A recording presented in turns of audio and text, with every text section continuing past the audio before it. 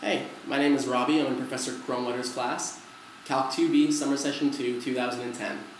What I'm going to do is show you how to do a volume by slices question, Section 6-2, problem number 28.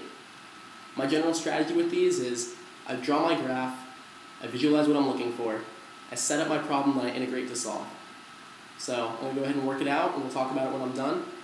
So again, this is Section 6-2, problem number 28. Alright, we're given two functions here. A top function, defined as y equals the square root of x, and a bottom function, defined as y equals x cubed. The area inside of these is named R3. And we're told in the problem to rotate R3 around the axis of 0 to c.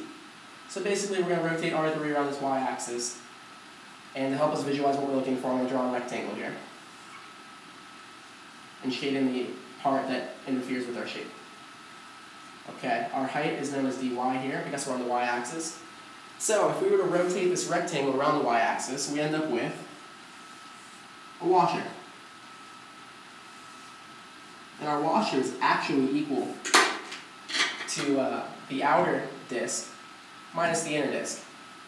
So here's our outer disk. We're going to subtract our inner disk. And that would give us the volume of the inside here. Alright, so the area of each is defined as pi r squared. But because these are given in terms of x, we need them in terms of y because we're working with the y-axis now. So, starting with the right equation, y equals square root of x, we're going to square both sides to get y squared is equal to x. So let's go ahead and plug it in and work it out. Pi of y squared squared, y squared goes here. We get pi times y to the fourth. And we do the same thing with the green function. Y equals x cubed. So we can say the cube root of y is equal to x, which is also known as y to the 1/3 power is equal to x. We're going to plug it in here and work it out. So we have pi times y to the 1/3 squared, and that's equal to pi times y to the 2/3. Alright. So now we're going to set up our problem. We have dv is equal to pi times the outer disk minus the inner disk. With respect to y. In integral form, it looks like this. Pi, our integral from 0 to 1 of y to the 2/3 minus y to the 4th dy. We're going to integrate, bring pi down.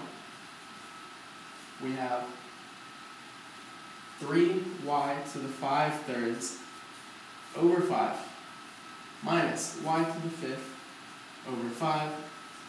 From 0 to 1. Continuing to solve, we have pi